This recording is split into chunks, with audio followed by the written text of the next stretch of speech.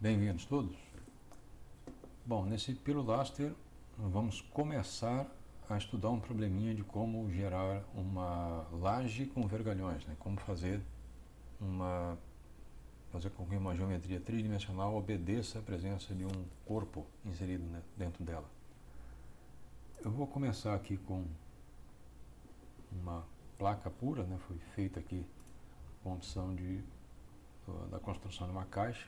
E eu coloquei aqui 2x2 por 0,1 para fazer essa geometria aqui. Nesse caso eu estou usando o módulo de visualização filar, né, para poder expor melhor os outros elementos. Na primeira alternativa, o que eu fiz foi começar girando uma linha. Deixa eu girar aqui para poder ficar mais visível.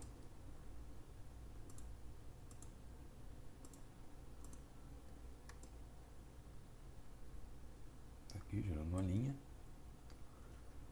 e dessa linha eu fiz uma multitranslação, né? Tá aqui nas informações sobre o elemento, né? Multitranslação, partindo do objeto principal aqui, linha 1, usando uma direção, né, que eu tive que escolher numa das linhas, e aqui no espaçamento de ponto 25 são 8 linhas, né? Então vamos dar uma olhada no que aconteceu quando eu usei essa alternativa. Vamos aqui no gerador de malha. A malha já está aqui. A opção que eu usei, uma das várias na verdade, né? Comecei com discretização unidimensional. Botei aqui um tamanho razoável. Fui para 2D, depois para 3D, também com tamanho apropriado aqui para a malha. O problema é que a malha, embora pareça muito boa, né, está vendo aqui que ela realmente colocou um nó aqui na face, correspondente à extremidade dos vergalhões que estão inseridos aqui dentro. Deixa eu tirar esse linha. Tá. Então parece que está obedecendo, né?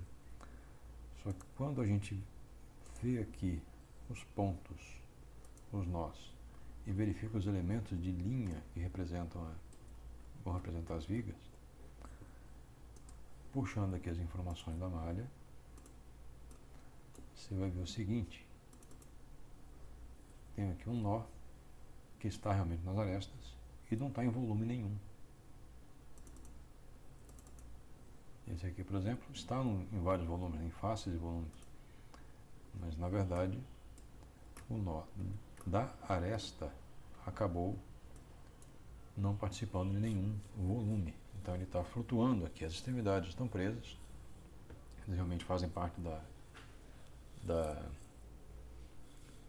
face, mas o miolo não faz mais parte de nada, então isso aqui está desconectado. Esse problema eu também tive quando eu tentei fazer essa malha no Gmesh. Apresentou exatamente o mesmo problema.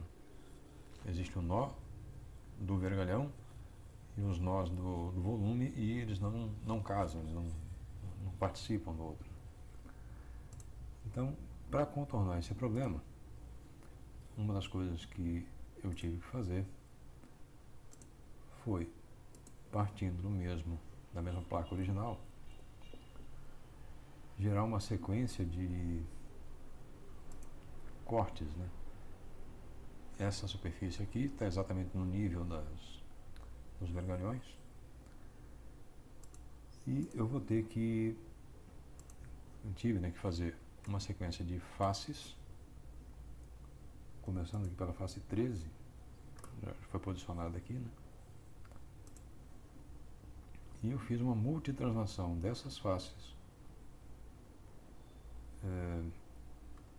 para conseguir, via interseção dessa sequência de faces verticais aqui e essa sequência horizontal, gerar as linhas.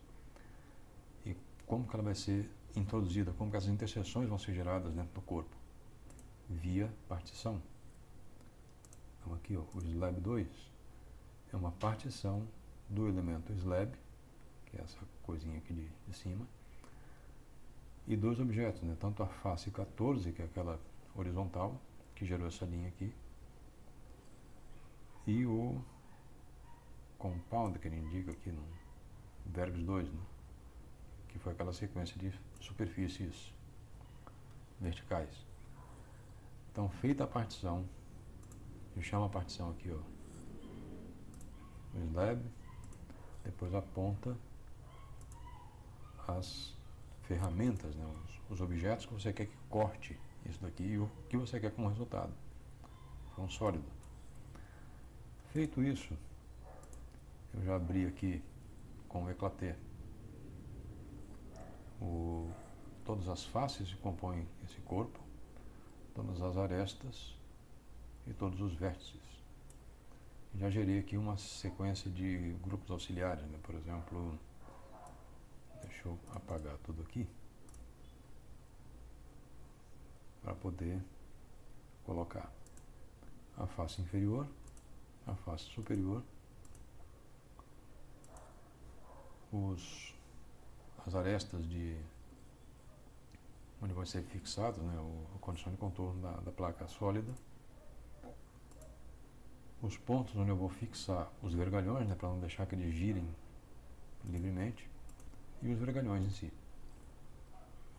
Então vamos ver aqui qual foi a estratégia que funcionou para convencer o gerador de malha a fazer o que eu quero. Essa foi a malha resultante. Vamos dar uma olhada aqui nas opções. Começou realmente com a discretização em uma dimensão. Isso aqui não vai fazer diferença no final. O quadrângulo, no 2D, né, eu garanti que tudo fosse gerado como quadrângulos, como quadrados. E em 3D eu atribuí aqui a geração automática de hexaedros. As opções exatas disso aqui não vão fazer muita diferença. Por quê? Porque eu apliquei aquela técnica já discutida de controle de malha. Então, primeiro, eu gerei uma malha unidimensional, né, regular 1D, com esta dimensão aqui. E depois de gerado em todo esse domínio, eu fui para uma malha especificamente para as linhas na direção Y, com este corte aqui, de 0.05, é um pouquinho mais fino. Feito isso, colocado naturalmente, né, primeiro a submalha 1, depois a submalha 2, a malha no final ficou nesse formato. Tudo lindo, regular, só hexaedros. Vendo aqui as informações, eu já acionei a opção de converter tudo para malha quadrática, e vamos ver aqui como ficou aquela questão da participação, né, dos nós.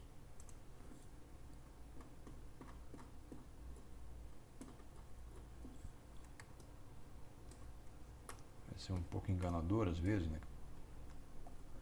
Parece que um nó está próximo do outro, mas não está. Mas vamos ver aqui quem é quem. Eu vou apontar nesse aqui. Pronto. Esse aqui é um nó do meio, nó de meio, né? Esse aqui é um de extremidade da aresta. Participa de 2 elementos de linha e participa de uma série de elementos de volume. Se eu fizer a seleção aqui dupla,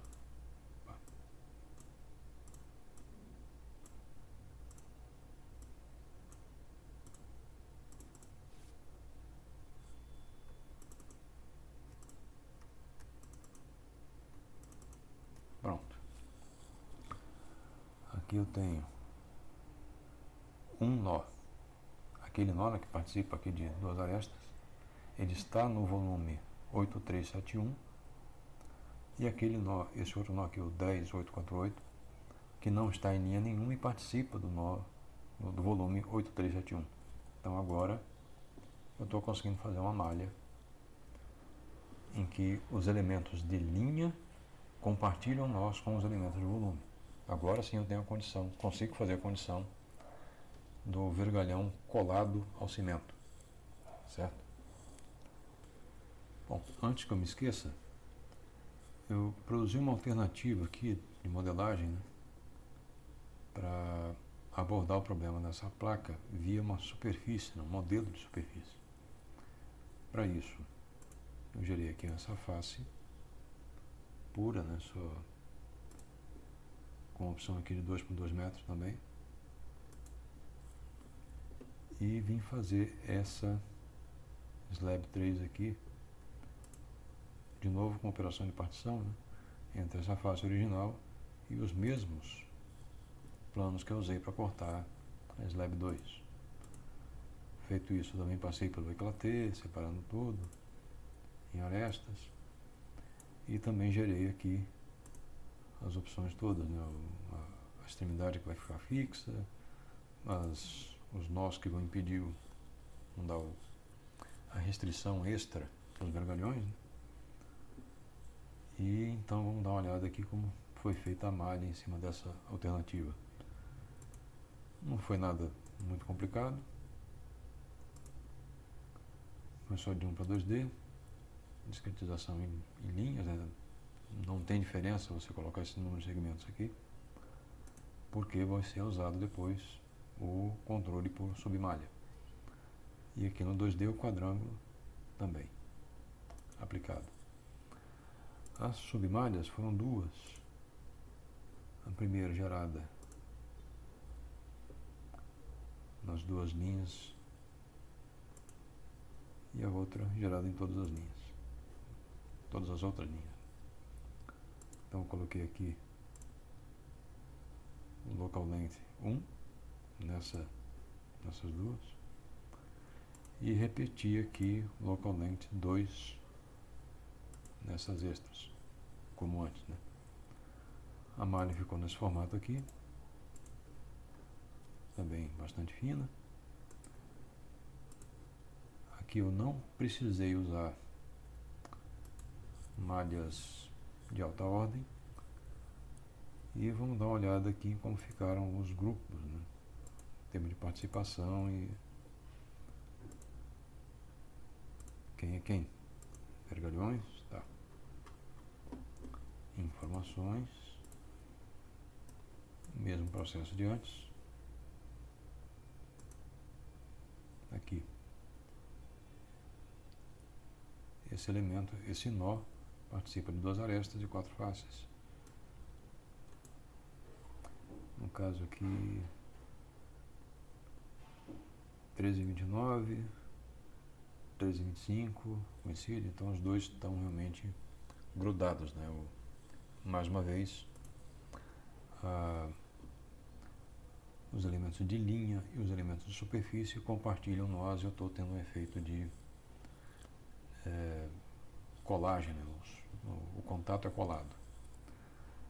Quando for usar esta alternativa aqui, eu vou ter que fazer lá na frente uma pequena correção para levar em conta o fato de que o vergalhão não está no plano médio, né?